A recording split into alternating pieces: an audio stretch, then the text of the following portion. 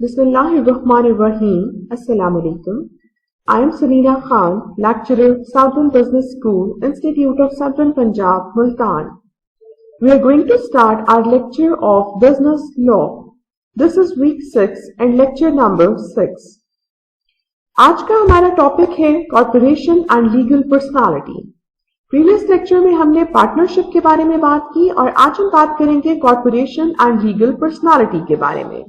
So the learning objectives of this lecture are definition of corporation or company, characteristics or advantages of a company, disadvantages of a company, types of companies, subsidiary and holding company, and setting up a legal entity.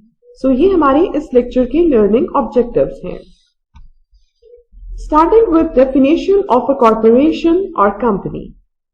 A corporation company is defined as a legal entity or structure created under the authority of the laws of the state, consisting of a person or group of persons who become shareholders. The entity's existence is considered separate and distinct from that of its members. Company as legal entity chartered by a federal government and separate and distinct from the persons who own it, giving rise to a separate entity. अगर हम corporation या company की definition की बात करें तो हम इसको एक लीगल एंटिटी कंसिडर करते हैं कि इसको हम डिफाइन करते हैं एज अ लीगल एंटिटी और स्ट्रक्चर जिसको लॉज ऑफ द स्टेट के तहत क्रिएट किया जाता है, एस्टैब्लिश किया जाता है और इसके शेयर होल्डर्स होते हैं और जो एग्जिस्टेंस होती है इस लीगल एंटिटी की वो सेपरेट होती है इसके मेंबर्स से. ये अपने मेंबर्स से अलग होती है, डिस्टिंक्ट होती है. It is regarded by the courts as an artificial person. It may own property, incur debits, sue or be sued. It has three chief distinguishing features. Limited liability. Owners can lose only what they invest. Easy transfer of ownership through the sale of share.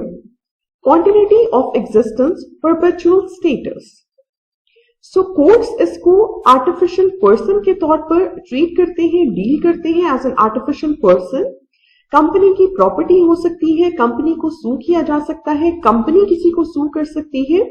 सो अगर हम इसके distinguishing features की बात करें तो इसके तीन main important distinguishing features होते हैं. सबसे पहला फीचर इसका लिमिटेड लायबिलिटी का होना है. लिमिटेड लायबिलिटी का मतलब ये होता है कि ओनर्स जो कुछ इन्वेस्ट करते हैं वो सिर्फ वही यूज कर सकते हैं कि अगर कोई लॉस होता है, अगर कंपनी डिसॉल्व होती है तो ओनर्स ने जो इन्वेस्ट किया होता है सिर्फ वही लूज करते हैं. ओनरशिप को इजीली ट्रांसफर किया जा सकता है, यानी अगर आप शेयर्स सेल कर देते हैं तो ओनरशिप ट्रांसफर हो जाती है. और तीसरी बात हम करते हैं परपेचुअल स्टेटस की कि कंपनीज की कॉन्टिन्यूअस एग्जिस्टेंस होती है कि अगर उनके मेंबर्स चेंज भी हो जाए, मेंबरशिप स्ट्रक्चर चेंज हो जाए, तब भी कंपनीज कॉन्टिन्यूअसली एग्जिस्ट करती हैं. Then moving onwards, अब हम बात करेंगे characteristics और advantages of a company की. Company is different entity as compared to partnership. It has different characteristics and has so many advantages. The characteristics of a company are following. First, separate legal entity. A company is a separate legal entity distinct from its members. It has its own name. The members are not liable for the acts of a company. Then artificial person. A company upon registration in corporation acquires the status of an artificial legal person. It enjoys similar rights and owes similar obligations as of a natural person. So जैसा कि हमें पता है कि company में और partnership में difference है, कंपनी के डिफरेंट कैरेक्टरिस्टिक्स होते हैं और कंपनीज के एडवांटेजेस होते हैं. अगर हम इन एडवांटेजेस और कैरेक्टरिस्टिक्स की बात करें तो सबसे पहले हम सेपरेट लीगल एंटिटी की बात करते हैं कि कंपनी एक सेपरेट लीगल एंटिटी होती है, अपने मेंबर्स से अलग, अपने मेंबर्स से डिस्टिंक्ट एक सेपरेट लीगल एंटिटी होती है. कंपनी का अपना एक नाम होता है और जो मेंबर्स होते हैं कंपनी की वो कंपनी के एक्ट्स के लिए रिस्पॉन्सिबल या लायबल नहीं होते. इसी तरह से हम आर्टिफिशियल पर्सन की बात करते हैं कि जब कंपनीज रजिस्टर हो जाती हैं इनकॉर्पोरेशन के बाद उनको स्टेटस मिल जाता है आर्टिफिशियल लीगल पर्सन का. उनकी रिस्पॉन्सिबिलिटीज और राइट्स उसी तरह होते हैं जिस तरह से किसी नेचुरल पर्सन की रिस्पॉन्सिबिलिटीज होती हैं और राइट्स होते हैं। सो कंपनीज के भी सिमिलर राइट्स और ऑब्लिगेशंस होती हैं। Then separate ownership. A company as a corporate legal person owns and holds property in its own name. Company is the owner of all assets and capital of the company. The property of company is not the property of shareholders but of the company. The members of a company have ownership rights in the shape of shares. Then we have perpetual succession. Company being a juristic person having separate and independent existence enjoys a perpetual succession, meaning thereby it has continuous existence, or in the other words, it never dies. Any change in the membership or death of members does not affect the company's continuity. Company remains the same despite of total change in membership. अगर हम separate ownership की बात करें तो जैसा कि हमने कहा कि कंपनी एक कॉर्पोरेट लीगल पर्सन के तौर पर एक्ट करती है, सो इसकी सेपरेट ओनरशिप होती है। कंपनी की प्रॉपर्टी हो सकती है जो कि कंपनी के नाम पर होती है। कंपनी अपने तमाम एसेट्स और कैपिटल की ओनर होती है, कि मतलब अगर कंपनी के एसेट्स हैं और कैपिटल है तो वो कंपनी के नाम पर होंगे। तो जो कंपनी की प्रॉपर्टी होती है वो उसके शेयर होल्डर्स की प्रॉपर्टी नहीं होती, बल्कि वो कंपनी की प्रॉपर्टी होती है। अगर हम मेंबर्स की बात करें तो मेंबर्स की ओनरशिप होती है, कंपनी में ओनरशिप राइट्स होते हैं और वो शेयर्स की फॉर्म में होते हैं, शेयर्स की शेप में होते हैं। इसी तरह से हम परपेचुअल सक्सेशन की बात करते हैं। क्योंकि हमने कहा कि कंपनीज जो है वो आर्टिफिशियल लीगल पर्सन है, तो इनकी परपेचुअल सक्सेशन होती है। इसका मतलब ये है कि ये कॉन्टिन्यूसली एग्जिस्ट करती है। In other words we can say it never dies.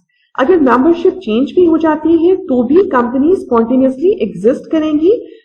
Company same रहेगी। अगर आप पूरे मेंबरशिप स्ट्रक्चर को भी चेंज कर दें तब भी कंपनीज जो है वो सेम रहेंगी, कंपनी सेम रहेगी और वो कॉन्टिन्यूसली एग्जिस्ट करेगी। Then capacity to sue and be sued. A company as a legal person and having an independent existence can file suits against others in its own name. Similarly, others can file suits against the company in its name. Simply, a company can sue or it can be sued. Shares freely transferable. The capital of a company is divided into small parts of equal denomination. Each part of denomination is called share having the face value. The shares of company are freely transferable and can be sold and purchased in the share market. The shares of company are a movable property in nature. अब इसी तरह से हम बात करते हैं capacity to sue and be sued की, कि कंपनी क्योंकि लीगल पर्सन है वो इंडिपेंडेंट एग्जिस्टेंस रखती है, तो वो सूट्स फाइल कर सकती है दूसरी कंपनीज के अगेंस्ट। कंपनी के नाम पर आप सूट फाइल कर सकते हैं। इसी तरह से दूसरे लोग, दूसरी कंपनीज सूट फाइल कर सकती हैं कंपनी के अगेंस्ट। कंपनी सू कर सकती है और इसको सू किया जा सकता है। इसी तरह से हम शेयर्स फ्रीली ट्रांसफरेबल की बात करते हैं कि जो कैपिटल होता है कंपनी का, इसको डिवाइड किया जाता है स्मॉल पार्ट्स में, इक्वल डिनोमिनेशन के स्मॉल पार्ट्स में। डिनोमिनेशन के हर पार्ट को हम शेयर कहते हैं जिसकी एक फेस वैल्यू होती है। जो कंपनी के शेयर्स होते हैं ये फ्रीली ट्रांसफरेबल होते हैं, इनको परचेज किया जा सकता है, इनको सेल आउट किया जा सकता है शेयर मार्केट में। शेयर्स जो है कंपनी के वो मूवेबल प्रॉपर्टी है, इन नेचर वो मूवेबल प्रॉपर्टी है। कैपिटल को हमने डिवाइड किया small parts of equal denomination में, हर पार्ट को हमने शेयर कहा। Each part of denomination is called share और इसकी एक फेस वैल्यू होती है। और ये जो शेयर्स होते हैं ये फ्रीली ट्रांसफरेबल होते हैं, इनको आप परचेज कर सकते हैं, इनको आप सेल आउट कर सकते हैं। Then limited liability. The liability of the members of a company is limited to the extent of nominal value of shares held by them. As per law, if the full value of share is paid, the further liability of the member is nil. Autonomy of policies formation. A company enjoys an autonomy and independence in forming policies and in implementing the same within the company. It can have its own policies, rules and regulations for recruitment and promotion of professional management. Limited liability की हम बात करते हैं कि जो members की liability होती है कंपनी में वो लिमिटेड होती है, कि जितने उनके शेयर्स हैं उन शेयर्स तक उनकी लायबिलिटी लिमिटेड होती है। इसी तरह से ऑटोनॉमी की हम बात करते हैं कि पॉलिसीज फॉर्मेशन में वो ऑटोनमस होते हैं, वो इंडिपेंडेंट होते हैं कि वो पॉलिसीज फॉर्मुलेट कर सकते हैं और उन पॉलिसीज को इम्प्लीमेंट कर सकते हैं कंपनी में। कंपनी की अपनी पॉलिसीज हो सकती हैं, रूल्स हो सकते हैं, रेगुलेशंस हो सकती हैं, रिक्रूटमेंट के लिए, प्रमोशन के लिए, मैनेजमेंट के रिक्रूटमेंट प्रमोशन के लिए उनकी अपनी पॉलिसीज, रूल्स और रेगुलेशंस हो सकते हैं। सो कंपनीज ऑटोनमस होती हैं, इंडिपेंडेंट होती हैं पॉलिसीज फॉर्मेशन के हवाले से। Then common seal, the business documents of a company are signed by the directors or the authorized officers. As a company has no physical existence, so it cannot sign any document itself like a natural person. Therefore, the law has permitted the use of common seal having company's name engraved thereon as a substitute for signature to be fixed on all important documents, for example, share certificates, etc. Common seal की हम बात करते हैं कि जो business documents होते हैं company के, वो डायरेक्टर्स या अथॉराइज्ड ऑफिसर्स साइन करते हैं।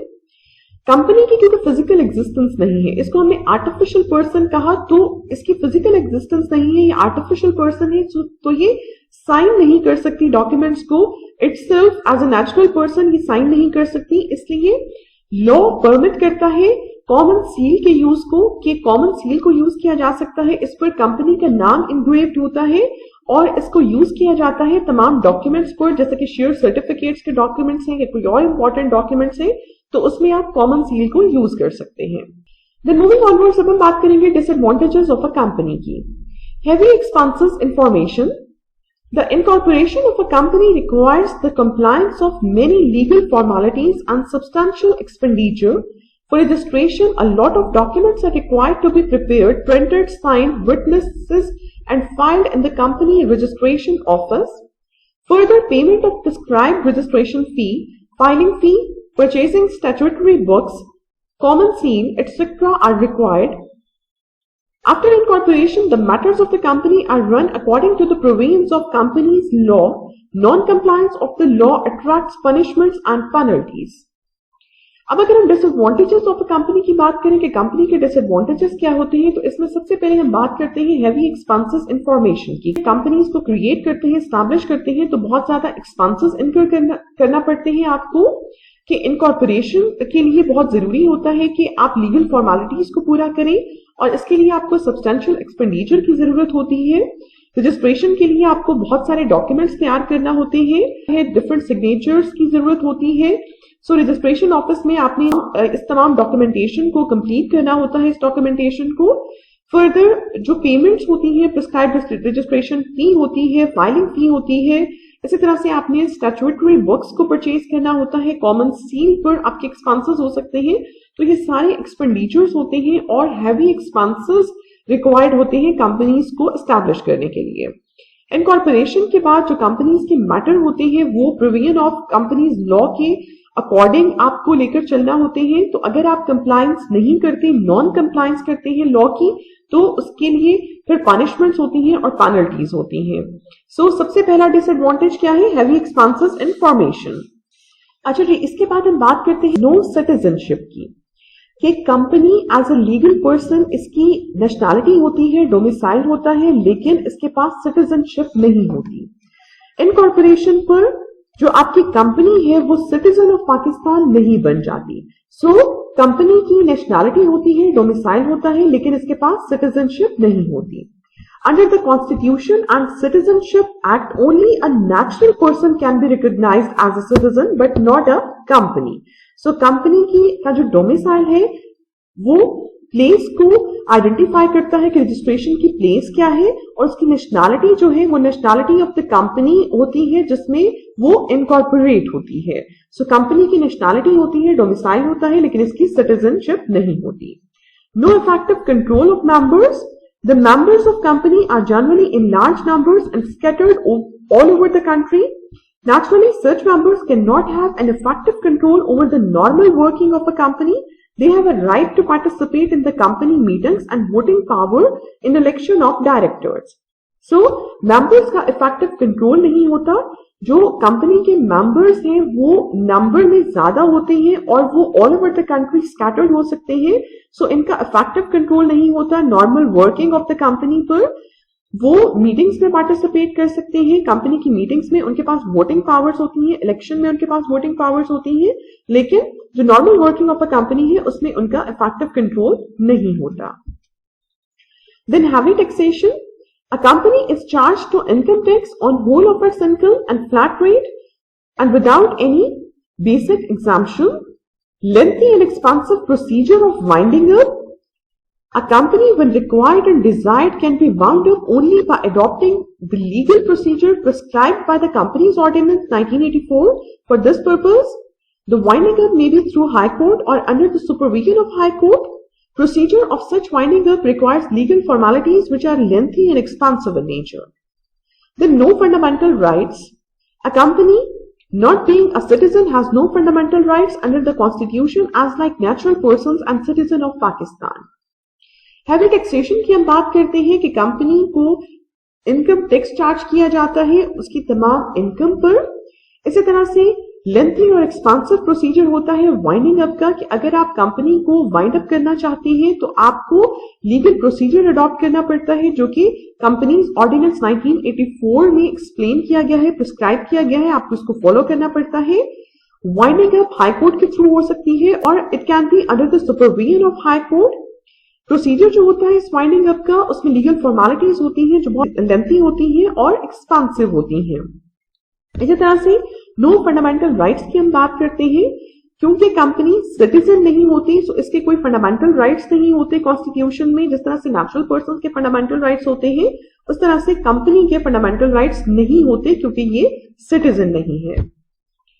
देन टाइप्स ऑफ कंपनी की हम बात करते हैं। There are various types of companies that can be formed in different jurisdiction, but the most common forms of company generally formed by the registration under applicable company legislation are company limited by guarantee, commonly used where companies are formed for non-commercial purposes such as clubs or charities. The members guarantee the payment of certain amounts if the company goes into insolvent liquidation, but otherwise they have no economic right in relation to the company. Company limited by guarantee की अगर हम बात करें इसकी types में, तो ये वो कंपनीज होती हैं जो फॉर्म की जाती हैं नॉन कमर्शियल पर्पसेस के लिए। आप इन कंपनीज को एस्टैब्लिश करते हैं नॉन कमर्शियल पर्पसेस के लिए, जैसे कि क्लब्स या चैरिटीज हो गई। मेंबर्स गारंटी देते हैं कि वो सर्टेन अमाउंट पे करेंगे, कि अगर कंपनी जो है वो इंसॉल्वेंट लिक्विडेशन की तरफ जाती है तो ये मेंबर्स जो हैं ये गारंटी देते हैं इस बात की कि यूजुअली नॉमिनल अमाउंट्स होती हैं जो वो पे करेंगे, अदरवाइज इनका कोई इकोनॉमिक राइट नहीं होता इस कंपनी में। Then company limited by shares, the most common form of company used for business ventures, especially a limited company is company in which the liability of each shareholder is limited to the amount individually invested, with corporations being most common example of a limited company. The members are held liable up to the value of the shares they hold only. अगर हम company limited by shares की बात करें तो ये most common form है company की जो बिजनेस वेंचर्स के लिए यूज होती है। स्पेशली लिमिटेड कंपनी की अगर हम बात करें तो ये वो कंपनी होती है जिसमें हर शेयर होल्डर की जो लायबिलिटी है वो लिमिटेड होती है, कि उनकी लायबिलिटी सिर्फ इतनी होती है जितना कि वो इन्वेस्ट करते हैं in the form of shares. So members liable होते हैं up to the value of the shares they hold. इसी तरह से हम अनलिमिटेड कंपनी की बात करते हैं। अनलिमिटेड कंपनी वो कंपनी होती है जिसमें मेंबर्स या शेयर होल्डर्स की जो लायबिलिटी है वो लिमिटेड नहीं होती, कि डेट्स के लिए उनकी जो लायबिलिटी है वो अनलिमिटेड होती है। So a hybrid entity, a company where the liability of members और share holders for the debts of the company is not limited. इसी तरह से हम पब्लिक कंपनीज और प्राइवेट कंपनीज की बात करते हैं। Public company is company which can offer its share subscriptions to general public and whose shares can be publicly traded, often on a regulated stock exchange. Then private company do not have publicly traded shares and often contain restrictions on transfers of shares. In legal parlance, the owner of a company are normally referred to as the members. In a company limited or unlimited by shares, formed or incorporated with a share capital, there will be the shareholders. In a company limited by guarantee, there will be guarantors. So public company वो company होती है जो offer करती है अपने share subscriptions को general public को, और उनके शेयर्स को पब्लिकली ट्रेड किया जा सकता है रेगुलेटेड स्टॉक एक्सचेंज पर। जबकि प्राइवेट कंपनी के केस में प्राइवेट कंपनीज के जो शेयर्स होते हैं वो पब्लिकली ट्रेड नहीं किए जाते और ट्रांसफर ऑफ शेयर्स पर भी रिस्ट्रिक्शंस होती हैं। जो कंपनी के ओनर्स होते हैं जनरली हम उनको मेंबर्स कहते हैं।